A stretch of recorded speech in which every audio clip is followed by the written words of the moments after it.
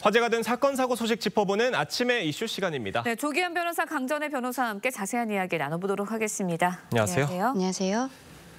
21대 대선이 마무리되면서 윤석열 전 대통령 부부를 향한 검찰 수사가 본격화할 거란 전망이 나오고 있습니다. 김건희 여사 측은 대선 이후에 검찰에 출석하겠다 이런 입장을 밝힌 바가 있는데 대선이 끝이 났습니다. 조만간 출석하게 될 것으로 보세요? 그렇죠. 지금 김건희 여사와 관련해서는 크게 세 가지로 수사가 이루어지고 있는데 중앙지방검찰청에서 하고 있는 명태균 씨와 관련한 의혹이 있고요.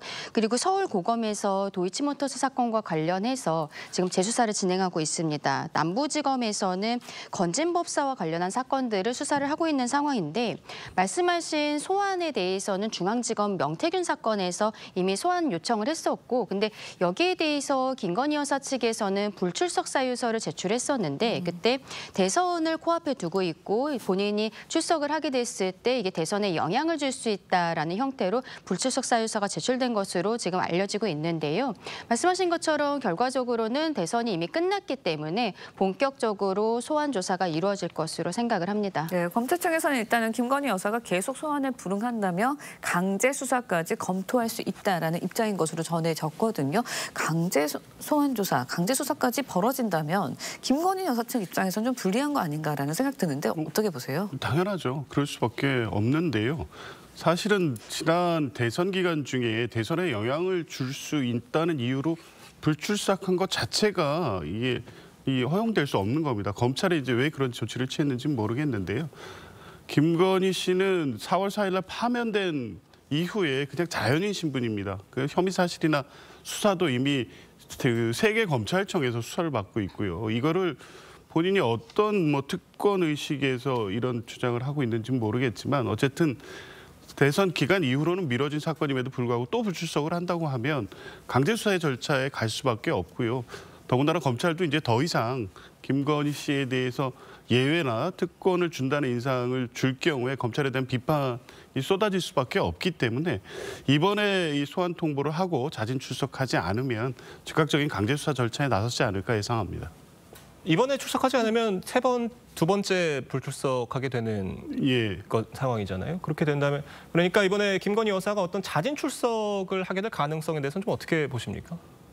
지금 이 변화된 상황에 대해서 상식적 판단을 한다면 당연히 자진 출석을 해서 오히려 이제 강제 수사 절차, 그러니까 체포영장 집행되는 상황은 본인으로서도 가장 바라지 않는 상황일 겁니다. 그런 고려를 한다면 당연히 자진 출석하는 게 맞는데 지금까지 보인 태도를 볼 때 과연 자진 출석을 통해서 수사를 받겠다는 의지가 있는 것인지 여전히 의문이기 때문에 지켜봐야 될 것 같습니다. 네. 그러니까 검찰에서 통상 피의자가 3번 출석에 응하지 않으면은 강제 수사에 나서는 경우이기 때문에 저희가 잘 지켜봐야 될 상황인 것 같은데 민주당이 추진 중인 김건희 여사 특검법 국회를 통과하게 된다면 현재 진행 중인 검찰 수사는 멈추게 되는 겁니까? 그렇죠. 오늘 오후에 민주당에서는 본회의에서 김건희 특검법을 처리를 하겠다라고 이야기를 하고 있는데 그렇다면 앞서 말씀드린 모든 사건들을 특검으로 넘기게 될 것으로 보입니다. 그러면은 중앙지검에서 지금 소환 요청을 한다거나 이런 것도 일단은 중지가 될 것으로 예상이 돼요. 왜냐하면은 특검이 이제 출범을 하는 데까지는 조금은 시간이 걸리겠습니다만 지금까지의 수사 기록만으로서 넘길 가능성이 높기 때문에 그렇게 되면은 당장 소환 요청 같은 것들은 없을 수도 있겠고 일단은 검찰에서는 오늘 오후에 그 국회 상황을 지켜볼 것으로 보입니다. 네, 알겠습니다. 다음 이야기도 짚어보도록 하겠습니다. 앞서서 전해드린 것처럼 승용차를 몰고 바다로 돌진해 아내와 자녀 둘을 숨지게 한 혐의를 받고 있는 40대 가장 결국 구속됐습니다. 먼저 관련 영상 보겠습니다. 가족들한테 미안하지 않으세요? 물에서 나와서 왜 혼자 도망가셨어요? 지금 심정이 어떠십니까? 네, 40대 가장이 이제 자기 처자식을 물에 빠뜨려 숨지게 한 사건입니다. 사건 당시에 구체적으로 어떤 일이 있었던 건가요? 이 사건은 6월 1일 새벽 1시경에 발생했는데요. 진도항 선착장 인근에서 차가 바다로 그냥 돌진한 겁니다. 근데 이제 사고 경위를 알아보니까 30일 날 이 40대 가장이 아내와 두 자녀를 데리고 여행한다고 해서 우한 쪽으로 갔다고 하고 1박을 한 이후에 목포 쪽으로 이동을 했고 같고요. 나중에 보니까 이 부인이 뭐 우울증 등의 증세를 앓았던 것으로 보입니다. 수면제를 갖고 있었는데 수면제를 두 아이와 배우자한테 영양제라고 속여서 먹인 이후에 잠들자 아마 이 차를 몰고 진도항 이 선착장을 통해서 바다로 들어간 것 같은데 그 이후의 상황이 석연치 않습니다. 나왔는데 혼자만 빠져나와서 야산에 숨어 있다가 그 다음날 주변 지인한테 도움을 청해서 지인의 차를 얻어 타고 이제 광주로 갔다는 겁니다. 그랬다가 이 학교에 가지 않았으니까 이 실종 선고를 학생 아이들에 대한 실종 선고가 있지 않았겠습니까? 이거 확인해 보니 이런 이 범죄 혐의가 확인이 됐고 그래서 이제 긴급 체포가 돼서 구속영장이 청구된 사건입니다. 이 40대 가장은요, 아내의 지병과 생활고 때문에 범행을 저질렀다면서 자신도 바다로 뛰어든 뒤 마음이 바뀌어서 혼자 탈출했다고 합니다.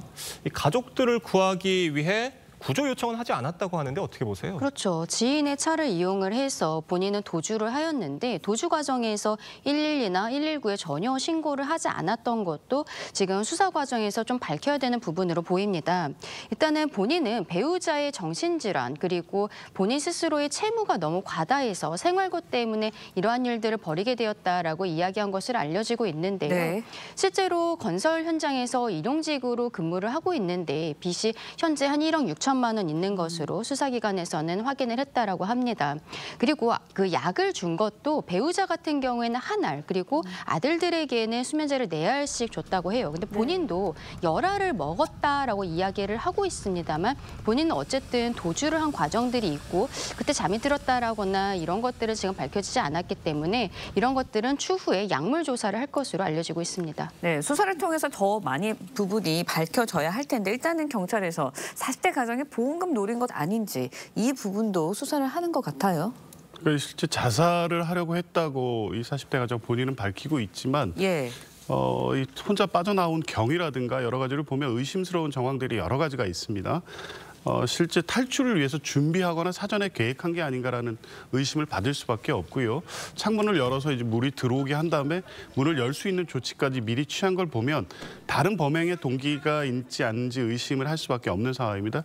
이럴 때 이제 결정적으로 중요한 것이 보험금을 노린 사고일 가능성이 높습니다. 자살을 하려고 했다가 무서워서 빠져나갔다가 이게 통상적으로 이런 사고에서 있는 얘기들인데요. 본인이 만약 자살하려고 했다면 이렇게 계획적으로 도주하고 숨어 있다가 이동하고 이런 일이 발생하지 않았겠죠. 아마 그래서 경찰은 보험 가입 여부라든가 이런 부분을 조회해서 실제 계획된 살인인지를 조사하고 있는 것으로 보입니다. 네, 경찰의 철저한 수사가 이루어져야겠습니다. 두 분 말씀 여기까지 듣겠습니다. 감사합니다. 고맙습니다.